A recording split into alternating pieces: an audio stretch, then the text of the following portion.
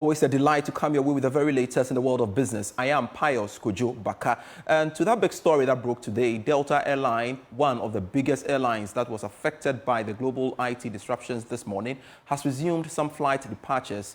The development necessitated a pause in Delta's global flight schedule this morning while it was addressed. However, according to the airline, additional delays and cancellations are expected today.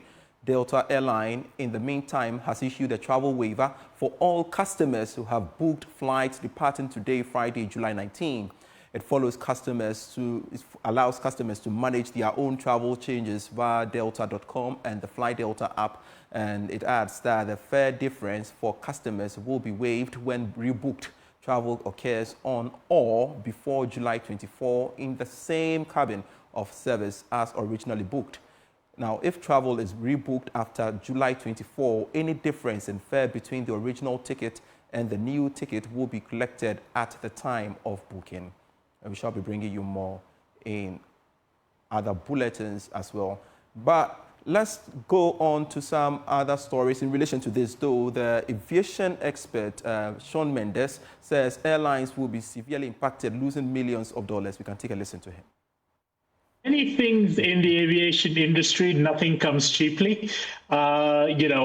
As I mentioned, a single flight canceled is going to have an impact not just on the lost revenue, but in the costs of rebooking those passengers. Even if you have empty seats on tomorrow's flights, those are seats you can't sell to someone else. You're still having to pay for hotels. You're having to pay for meals. You've got crew who you're paying to sit an extra day in a hotel and on the other side of the route. You've got crew who are ready to fly and who you're paying a salary to who can't do their jobs today. So the impact is actually going to be very difficult to quantify. But I expect it to be in the hundreds of millions of dollars, given the given the volume of flights that have that have been disrupted today. And I think it'll take us a few weeks or months before someone is actually able to put an actual figure on it. But I'd be surprised if it came in under, say, about $300 to $500 million once all the bean counting is done. And the chief executive of the Ghana Association of Banks, John Iwa, says the development has not had any significant impact on the operations of banks here in Ghana. Since morning, we've also been monitoring the market, talking to our member banks, trying to understand if there's been any instances of failures. And fortunately, we've only had one bank that said a single PC, was behaving in a manner that they thought would have maybe have a semblance of an impact of the CrowdStrike update. They've been able to fix it. It's just one bank, one computer. So the industry is working normal. There is no cause for alarm. Customers can go to their bank or use their bank applications. But there is a potential that if there is a bank locally that relies on the third-party payment platforms that uses CrowdStrike as their endpoint security provider, not been able to resuscitate their systems, then there is that possibility that an application of that bank may not be available. But so far, we have not recorded anything in that regard. Meanwhile, financial analyst Dr. Wisdom Dogbe urged financial institutions to consider investing in robust and resilient infrastructure, including backup systems, to mitigate global technology outages. Certainly be a wake-up call, Daryl. But as I said earlier, it is the banks that are fully automated that will see a bigger impact. So it makes sense if the local banks that are not fully automated are now reporting significant operational challenges. But this is certainly a wake-up call. And I think to be better prepared and also mitigate the impact of said global technology outages, the banks should consider investing heavily in robust and also resilient technology infrastructure, including backup systems and redundant data centers, and also disaster recovery plans. And I also think that the bank should prioritize cybersecurity measures to protect customer data and also prevent cyber threats during a technology outage like this one, and also staff training, right, to ensure awareness of cybersecurity best practices. So what has been the situation on the ground as we speak following that development? And my colleague George Yafe has been monitoring events for us in that space and joins me in studio to tell us what we know so far. George, so as it stands now, we know that Delta Airline has issued a statement to clarify that, well, they've resumed departure, so to speak, and that for the meantime, there will be some cancellations as well. So let me just give you a typical example. Maybe a flight that was taken off from maybe Washington, D.C. to Accra is programmed. Now, that airline was supposed to get to Accra maybe by 6 o'clock, take off maybe by 10 o'clock back to maybe Washington, D.C. That aircraft may change for another passenger setup to take off and all the rest. So looking at this chain, anytime there is a delay in takeoff, there is a cascading effect.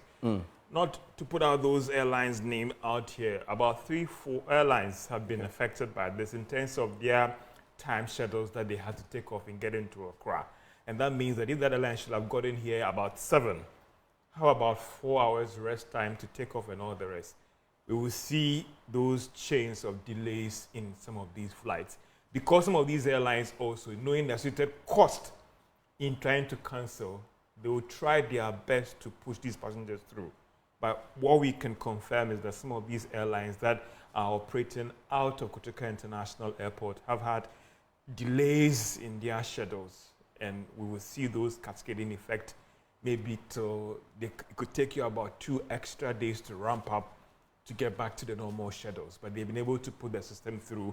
Again, engaging officials of Kotoka International Airport and even the Ghana Airport, they are putting on record that as far as they are concerned, they've not had disruptions with their systems there. So they had backups in place. That don't forget that it is also about the check-in systems and all those things. But as far as they are concerned, they've not had any report from the airlines that they've had challenges from here.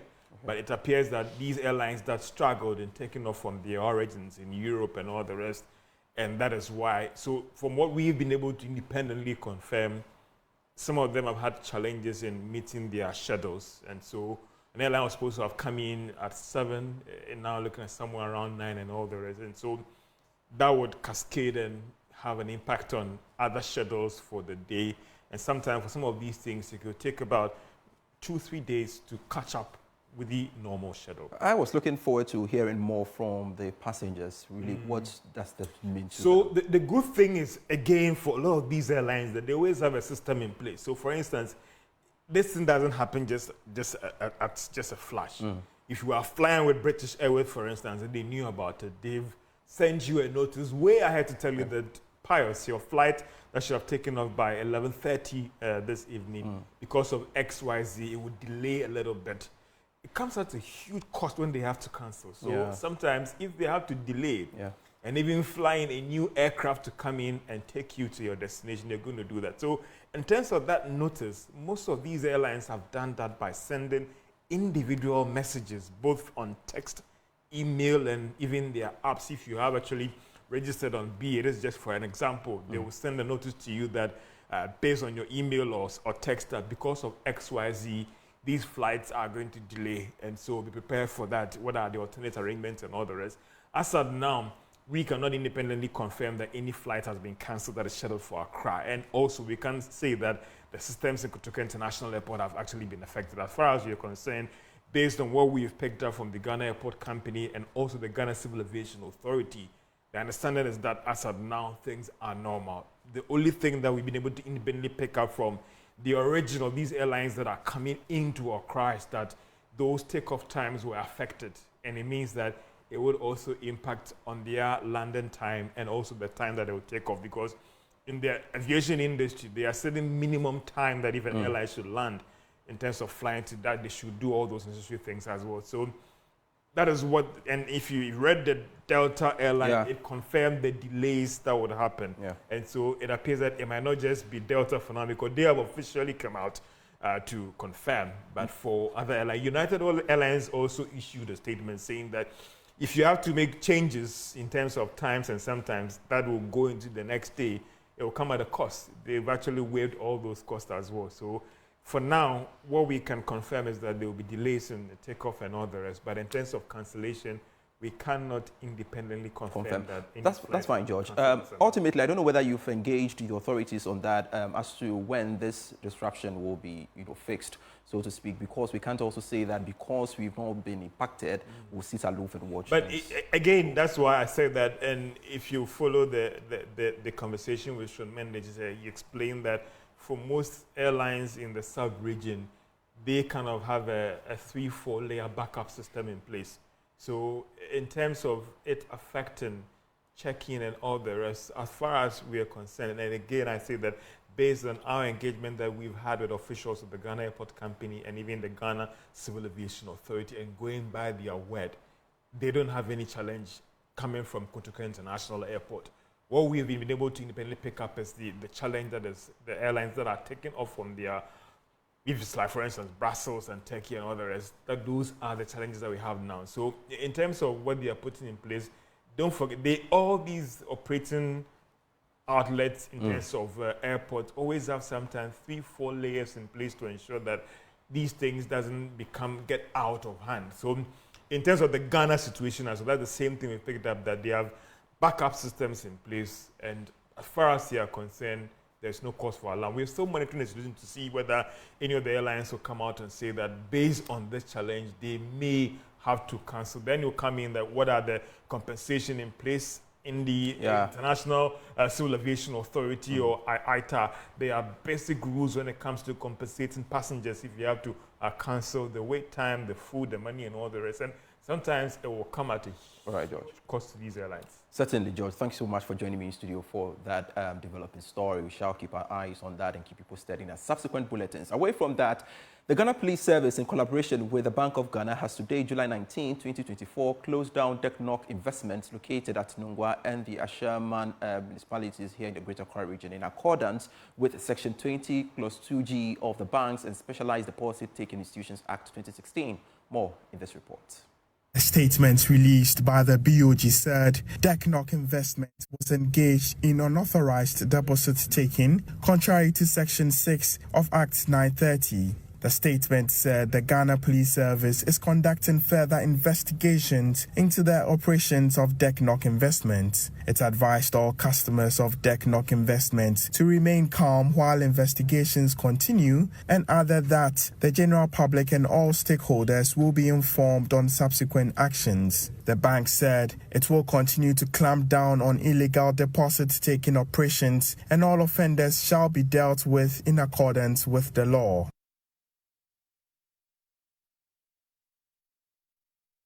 This is still Business Life. We are back with more. Please stay. To Business Life, government is insisting that the Gold for Oil policy initiative has helped to cushion consumers from the rise in the cost of finished petroleum products in the country. Some civil society organizations and analysts have questioned the effectiveness of the policy as fuel prices keep increasing at the pumps. Defending the policy, Minister of State at the Energy Ministry, Herbert Krapper, said the policy is effective and helping to bring down the prices of fuel. The Bank of Ghana, the Bulk Energy Storage and Transportation BEST, NPA, and the ministry continues to coordinate the program so that about nearly half of the products that come into the country are under the Gold for Oil program, and we are continuing to expand it to bring in more players to ensure that the gains that we are seeing, it's driving down premiums. So if you do the analysis, you shouldn't look at it only from the point of view of an increase in price of product, but what would have been the increase but for the program, because it has driven down the premiums all the way to about $70 per metric ton now. So it means it could have gone up more than that. And that is the good news about the program. And also equally importantly is that it is complementing the Bank of Ghana's gold program. And by way of that, we're able to, together with the G4O program, so that Bank of Ghana has the flexibility of deciding whether to pay with the metal or with hard cash. And so it's able to manage the pressure that is on Forex.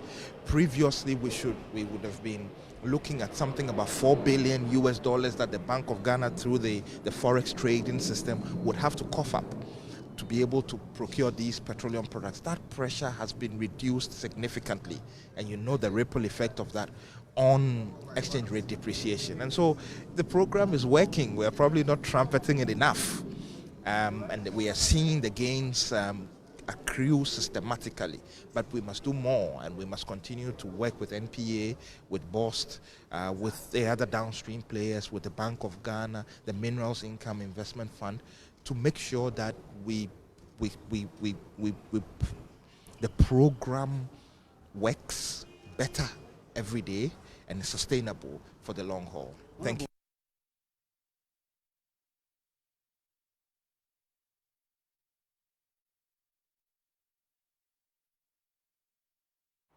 In more business news, the Ghana Revenue Authority, as part of a strategic plan to increase revenue, has begun stakeholder engagements aimed at collaborating with leaders of communities to enhance revenue mobilization.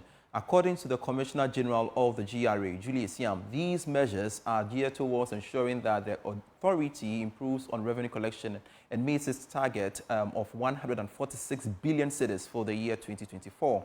She spoke to Joy Business when the authority paid a visit to the Gamanche. Ghana Revenue Authority says it has drawn a 4-item strategic plan aimed at helping to mobilize revenue. Key among them is the collaboration with taxpayers in order to meet revenue targets for the year. The authority therefore paid a visit to the Gamanche ni Tech Outages II to develop a relationship that would be mutually beneficial to the authority and the Ghana community. In an interview, Commissioner General of the GRA, Julie Siam, said the call on the Gamanche forms part of plans to rope in more taxes for the economy. We've come here today to visit with the Gamanche. He leads the community. Tax collection is for all of Ghanaians. It's for all of us to build our communities. What better way to start our efforts than to come to the leg or the feet of the leadership? So we are here today to speak and to collaborate and to dialogue with the leadership to help us, to be with us and lead us in the work that we do. It's going to increase revenue, it's going to increase taxes, it's going to build collaboration. This is the fundamental reason why we're doing this, right? It also helps with tax education. What better way for the leadership of communities and the leadership of Ghana State to actually go out and reason with taxpayers why we pay taxes. On his part, the Gamanche ni Tech Outages II pledged his support for the authority and urged them to support the Ghana community through employment opportunities for the youth.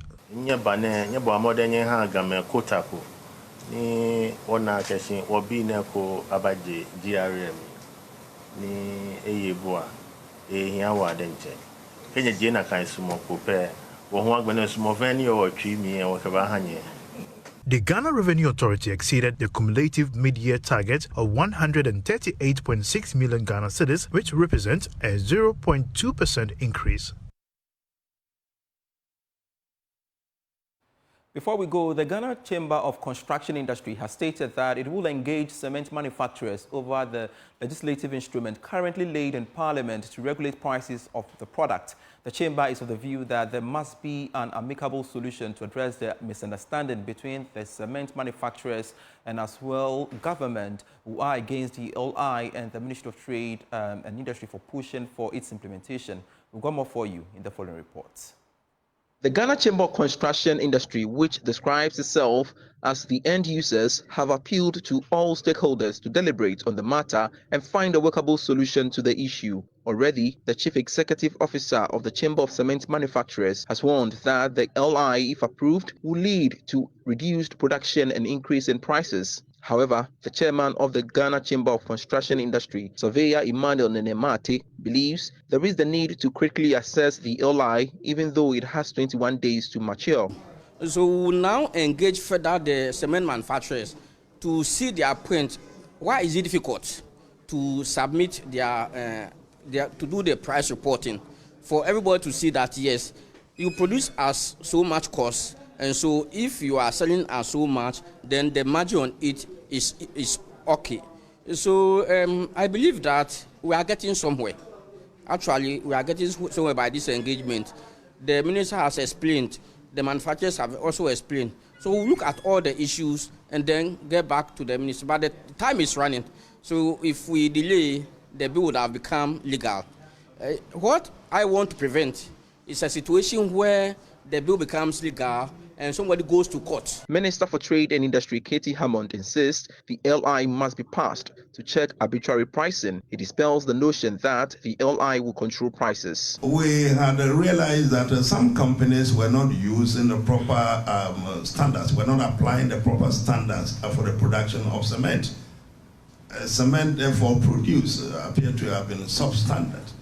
The ministry, in collaboration with the Ghana Standards Authority, came up with an LI to regulate the production of cement to achieve proper standards for the country. That is the LI 2480 that we have been discussing so far. And that essentially is to do with the standards. When we talk about standard, what is it that should go into the manufacturing of cement? Proper components of the various ingredients. You don't abide by that. The sanctions are there in the document. The committee, together with the ministry, was going to apply the sanctions. So that is that one. On his part, the president of the Ghana Union of Traders Association, Joseph Obeng, says the explanations offered by the minister is workable. I hope we are all cleared in our mind what the trade minister seeks to do, and that he wants some comfort in the pricing mechanism of cement in this country. And I hope we are all end users, and if the price is manageable or affordable for all of us, it will help us, especially when we compare pricing of cement along the sub-region. Ours is the highest. So I think the whole thing is in good taste. We have gotten the clarity now.